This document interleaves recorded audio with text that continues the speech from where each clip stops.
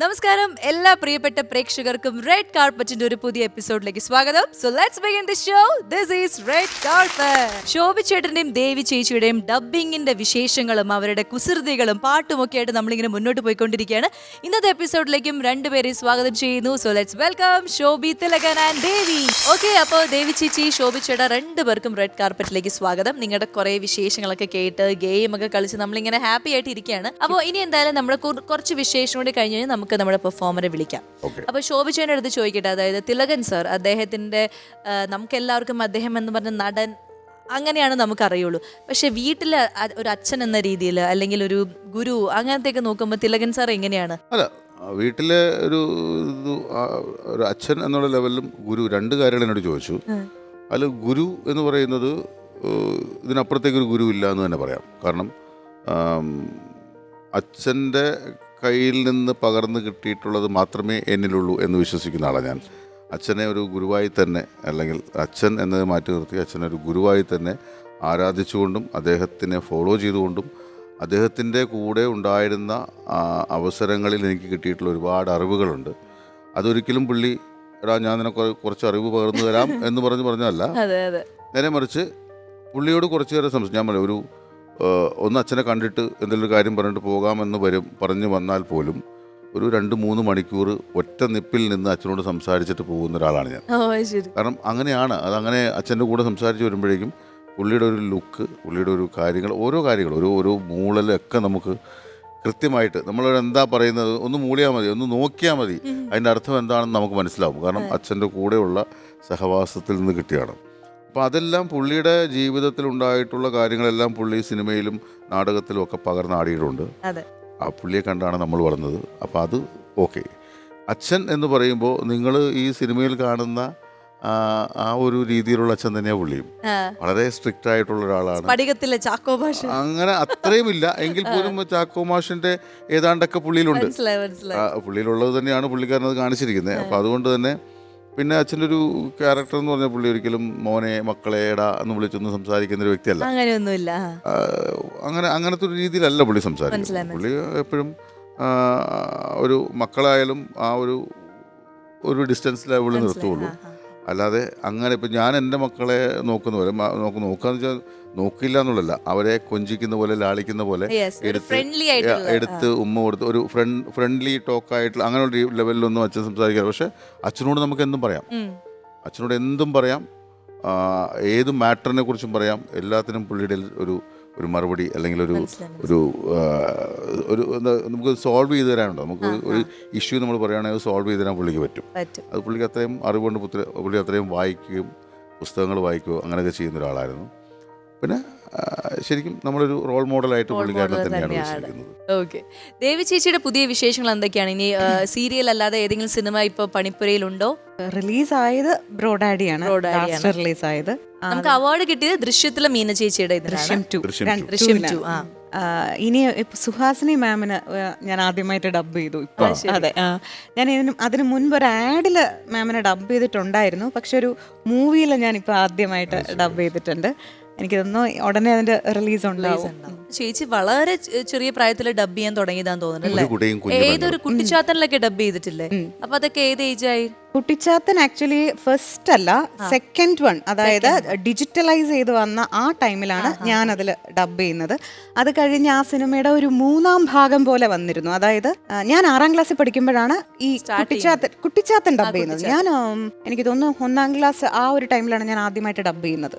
അത് കഴിഞ്ഞ് ഞാൻ 6-ാം ക്ലാസ്സിൽ പഠിക്കുമ്പോഴാണ് കുട്ടിച്ചാത്തൻ ഡബ് ചെയ്യുന്നത്. അതിനുശേഷം എൻ്റെ കല്യാണമൊക്കെ കഴിഞ്ഞ് ഒരുപാട് വർഷങ്ങൾക്ക് ഇപ്പുറം അവരതിനകത്ത് ഇങ്ങനെ ആഡ് ചെയ്യുന്നുണ്ടായിരുന്നു കുറേ സീൻസ്. അങ്ങനെ ഊർമിള മതോദ്കർ അതിനകത്തൊരു ക്യാരക്ടർ ചെയ്തു. അതും ഞാനാണ് ഡബ് ചെയ്തിരിക്കുന്നത്. അപ്പോൾ ഇപ്പം കാണുന്ന കുട്ടിച്ചാത്തനിൽ എൻ്റെ 6 വയസ്സിലെ ശബ്ദമുണ്ട്, എൻ്റെ ഏതാണ്ട് ഒരു 23 വയസ്സിലെ ശബ്ദമുണ്ട് ഒരേ സിനിമയിൽ. ശോഭിച്ചേട്ടൻ എങ്ങനെയാണ്? അതായത് പണ്ട് മുതൽ അഭിനയിക്കണം എന്നുള്ള ആഗ്രഹമായിരുന്നു, അത് ഡബിങ് തന്നെ അങ്ങനെ എന്തെങ്കിലും പ്ലാൻ? ശോഭിച്ചേട്ടന്റെ ഡബിങ് ഡയറക്ഷനിൽ ഞാൻ ഡബ് ചെയ്തിട്ടുണ്ട്. ഡബിങ് ഡയറക്ഷനിൽ ഞങ്ങൾ രണ്ടുപേരും പൂച്ചയ്ക്ക് ഡബ് ചെയ്തിട്ടുണ്ട്. പൂച്ചയ്ക്കോ? ഇത് കണ്ടം പൂച്ച, ഞാൻ പാവം നല്ല പൂച്ച. കാത്തുപൂച്ച. അതെപ്പോ ഈ അടുത്തോ? അതേ മുന്നേ? കുറച്ച് നാളായി. ഇത് കുട്ടികൾക്ക് ഭയങ്കര ഇഷ്ടമുള്ള ഒരു കാർട്ടൂൺ. ഞാൻ പറയട്ടെ, ഇതിന് കിട്ടിയ അപ്രിസിയേഷൻ ഇത്രയും സിനിമകളോ സീരിയലോ ചെയ്തിട്ട് ഞങ്ങൾക്ക് കിട്ടിയിട്ടില്ല. കാരണം എന്താ അറിയോ, പിള്ളേർക്ക് ആഹാരം കൊടുക്കുന്നേ അതെ അതെ അതെ. കണ്ടം പൂച്ച വരും കേട്ടോ. എന്റെ മോള് കുറെ നാള് ശോഭി ചേട്ടനോട് സംസാരിക്കില്ലായിരുന്നു, കണ്ടം പൂച്ചയാണെന്ന് പറഞ്ഞ്. എന്നാലും അങ്കിൾ അത് ചെയ്യണ്ടായിരുന്നു, എനിക്ക് പേടി. അങ്കിളിനോട് സംസാരിക്കില്ലായിരുന്നു ശോഭി ചേട്ടനോട് കുറെ നാള്. അല്ല, ഇപ്പൊ കണ്ടംപൂച്ചയായിട്ട് ചെയ്യുമ്പോ ഡയലോഗ്സ് ആയിട്ട് തന്നെയാണോ അതേ വേറെ എന്തെങ്കിലും ചില സൗണ്ട്? ഡയലോഗ്സ് തന്നെയാണ് ആക്ച്വലി.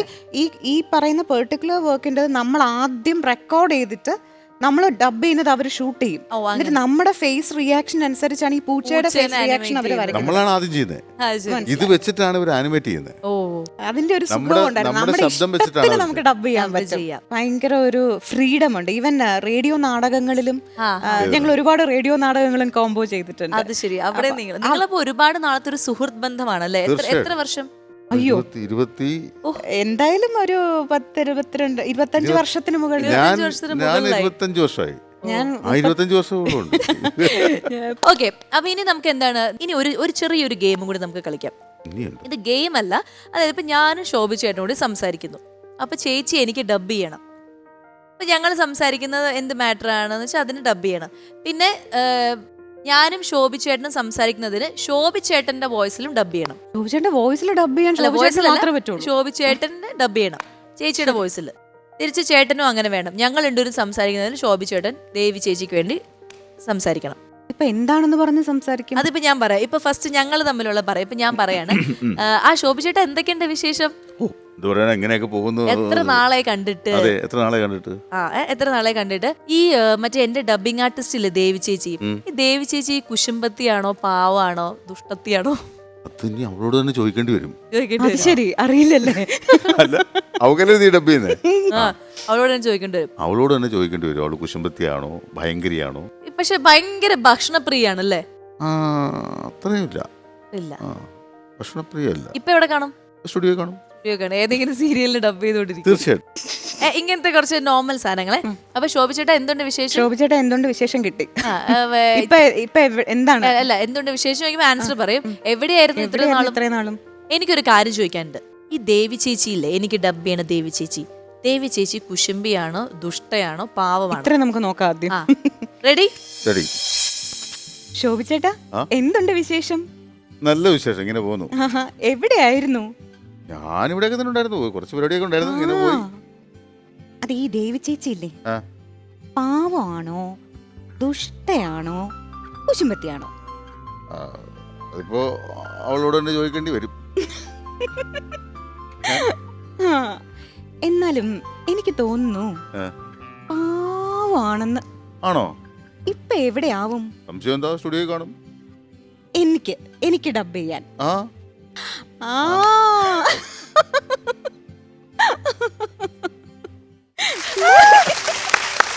ഇതാണ് എന്റെ ചിരി. ഞാൻ ഇങ്ങനെ തന്നെ ചിരിക്കുന്നേ, ഞാനല്ല ആ ക്യാരക്ടർ. അപ്പൊ അതങ്ങനെ. ഇനി ശോഭി ചേട്ടന്റെ വോയിസ്. ഓക്കെ. ട്രിവാൻഡ്രത്തെ ഏറ്റവും ബെസ്റ്റ് ഒരു ഹോട്ടലുണ്ട്, അവിടെ ഞാൻ നിന്നെ കൊണ്ടുപോവാം. എന്റെ പൊറോട്ടയും ചിക്കൻ കറിയും മേടിച്ചു തരാം, വാ.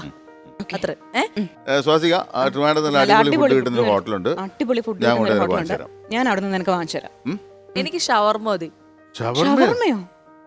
ഷവർമ കഴിക്കാൻ പാടില്ല, അറിയാലോ. ഞാനും എന്റെ കുടുംബം 3-4 ദിവസം ഹോസ്പിറ്റലിൽ കിടന്നാ. മതി. സ്വാസികേ, ട്രിവാൻഡ്രത്തെ നല്ല അടിപൊളി ഫുഡ് കിട്ടുന്ന ഒരു ഹോട്ടലുണ്ട്, ഞാൻ നിന്നെ കൊണ്ടുപോയി വാങ്ങിത്തരാം. എനിക്ക് ഷവർമ മതി. ഷവർമയോ? ഷവർമ കഴിക്കാൻ പാടില്ല. ഞാനും എന്റെ കുടുംബവും 3-4 ദിവസം ആശുപത്രി കിടന്ന്, അറിയാലോ.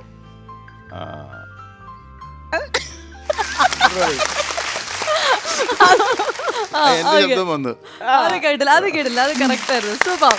ഇനി ദേവി ചേച്ചി ഞാനും സംസാരിക്കും. ദേവി ചേച്ചിക്ക് ശോഭി ചേട്ടൻ സൗണ്ട് കൊടുക്കണം. അത് ഞാൻ ഇന്ദ്രന്റെ കാര്യം പറയാം. സീതയിലെ ഇന്ദ്രനെ ഡബ് ചെയ്യുന്ന ആരാണ്? ശോഭി തിലകൻ. ഏത് ശോഭി തിലകൻ? തിലകൻ സാറിന്റെ മോൻ. പക്ഷെ അതിന്റെ ഒരു ഗുണവും കാണുന്നില്ല. ശരി, മാറ്റണം കേട്ടോ. വേറെ ഏതെങ്കിലും ഡബിങ് ആർട്ടിസ്റ്റിനെ നോക്കാം. അത്ര മതി. അതെ, ഈ സീത സീരിയലില് ഇന്ദ്രന് ഡബ് ചെയ്യുന്ന ആരാ? ശോഭി തിലകൻ.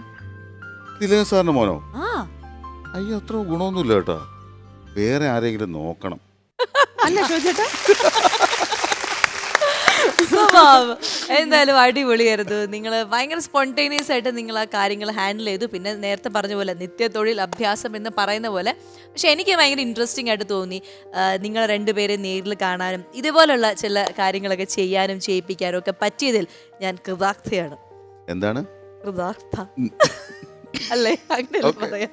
ബാക്കി ദൈവം പറഞ്ഞോളൂ. അപ്പോ എന്തായാലും ഒരു സമ്മാനം കൂടി ഞാൻ നിങ്ങൾക്ക് തരും, നിങ്ങൾക്ക് രണ്ടുപേർക്കും.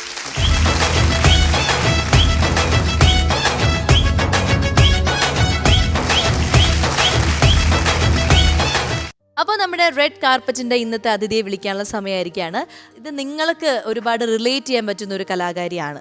കാരണം നിങ്ങളുടെ ഈ ഫീൽഡുമായിട്ട് ശബ്ദവുമായിട്ട് ബന്ധപ്പെട്ട ഒരു കലാകാരിയാണ് നമ്മൾ ഇന്ന് വിളിക്കാൻ പോകുന്നത്. വളരെയധികം സ്നേഹത്തോടെ സ്വാഗതം ചെയ്യാം പ്രീതിമ.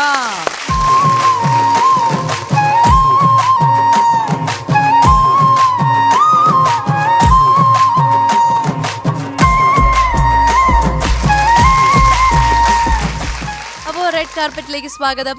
Thank you. ഒരു ഡബിംഗ് ആർട്ടിസ്റ്റിനെ തന്നെയാണ് ഞാൻ നിങ്ങളുടെ മുന്നിൽ കൊണ്ടുവന്നിരിക്കുന്നത്. അപ്പോൾ എങ്ങനെയായിരുന്നു തുടക്കം? ഏതിലായിരുന്നു തുടങ്ങിയത്? പരസ്യമാണോ, സീരിയലാണോ, സിനിമയാണോ? പരസ്യത്തിലൂടെയാണ് തുടങ്ങിയത്. എത്ര നാളത്തെ ആഗ്രഹമായിരുന്നു ഡബിംഗ് ഫീൽഡിലേക്ക് എത്തണം എന്ന്? ഡബിങ് ഞാൻ അപ്രതീക്ഷിതമായിട്ട് വന്നു. അതെ, കാര്യം ഞാൻ മിമിക്രിയാണ് കൂടുതലും ചെയ്യുന്നത്. മിമിക്രി ആർട്ടിസ്റ്റും കൂടിയാണ്.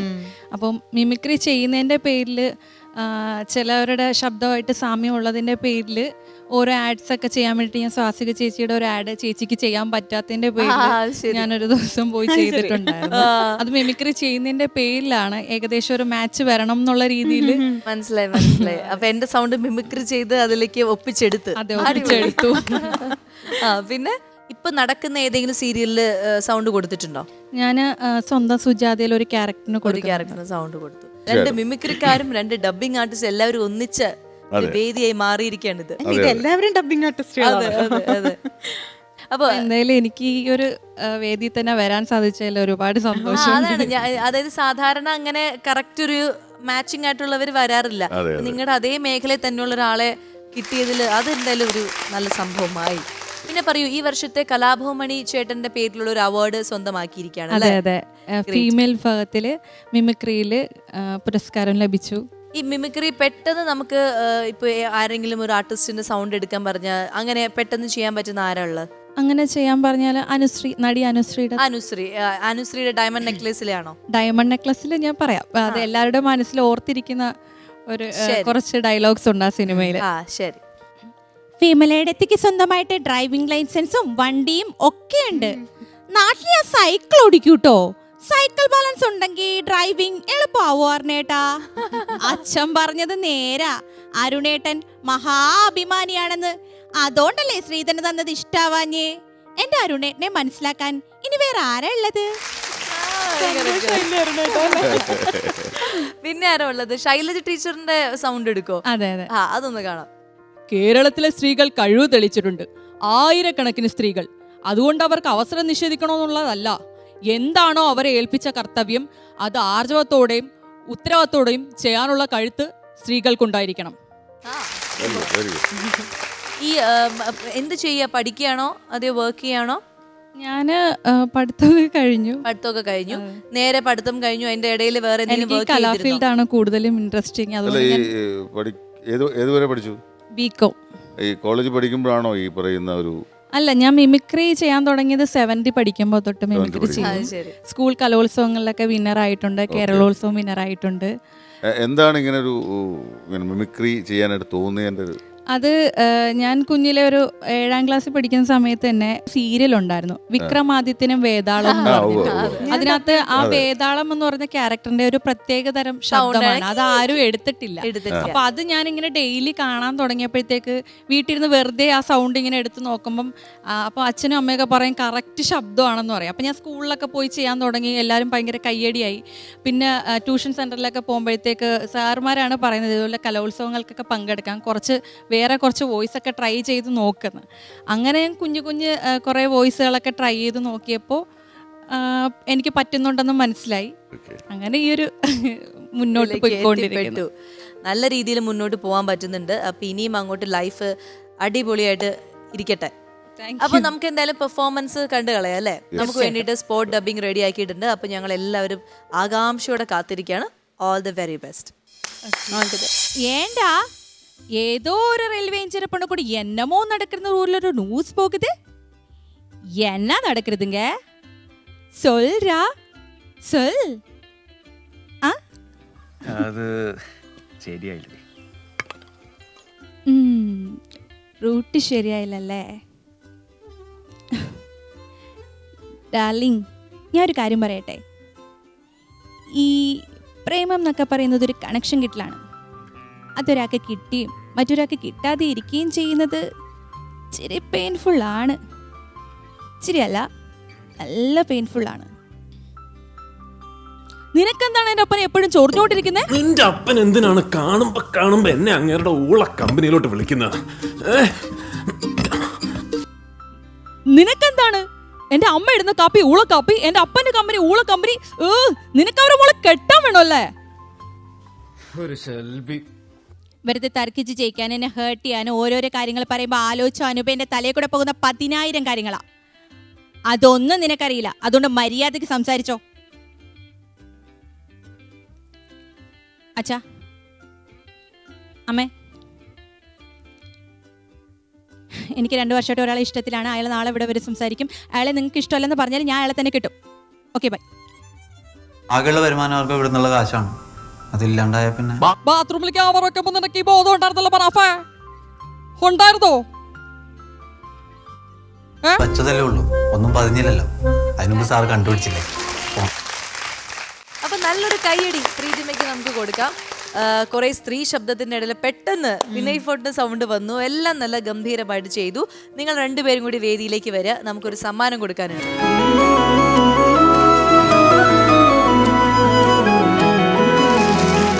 പറയൂ ശോഭിച്ചിട്ടാ, ദേവി ചേച്ചി, എങ്ങനെ ഉണ്ടായിരുന്നു പ്രീതിമയുടെ സ്പോട്ട് ഡബിങ്? സത്യം പറഞ്ഞാൽ നമുക്കൊരു അസൂയ തോന്നുന്നു.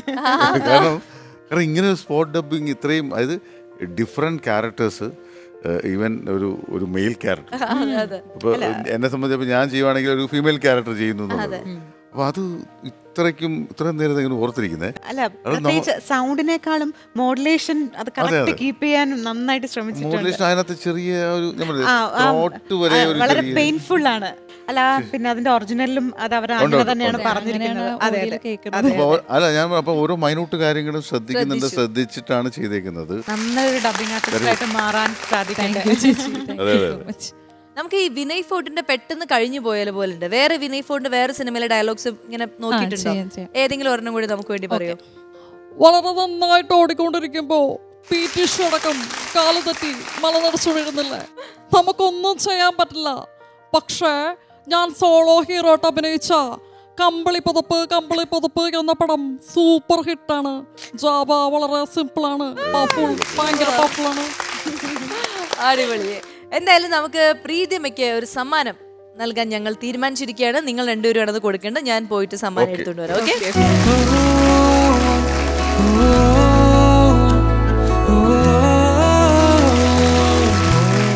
പ്രീതിമയ്ക്ക് എന്തെങ്കിലും നമ്മുടെ പ്രേക്ഷകരോട് പറയാനുണ്ടോ? എനിക്ക് ഒരുപാട് വേദികൾ കിട്ടിയിട്ടുണ്ട്. ഇപ്പോൾ കോവിഡിനൊക്കെ ശേഷം ഒരുപാട് സ്റ്റേജ് ഷോസും കാര്യങ്ങളൊക്കെ ഇപ്പോൾ കിട്ടി വരികയാണ്. ഇപ്പം അടുപ്പിച്ച് നമുക്ക് അത്യാവശ്യം നല്ല പ്രോഗ്രാംസും കാര്യങ്ങളൊക്കെ ആയി വരുന്നു. അപ്പോൾ എല്ലാവരുടെയും സപ്പോർട്ട് കൊണ്ടാണ് ഇവിടം വരെയൊക്കെ എത്തിയത്. ഇനിയും എല്ലാവരുടെയും സപ്പോർട്ടും അനുഗ്രഹവും ഉണ്ടാവണമെന്ന് ആഗ്രഹിക്കുന്നു. അപ്പോൾ എന്തായാലും ഇന്നത്തെ എപ്പിസോഡ് നമ്മളിവിടെ വൈൻഡ് അപ്പ് ചെയ്യാൻ പോകുന്ന ഒരുപാട് സന്തോഷമുണ്ട്. എല്ലാവരെയും പരിചയപ്പെടാൻ സാധിച്ചു.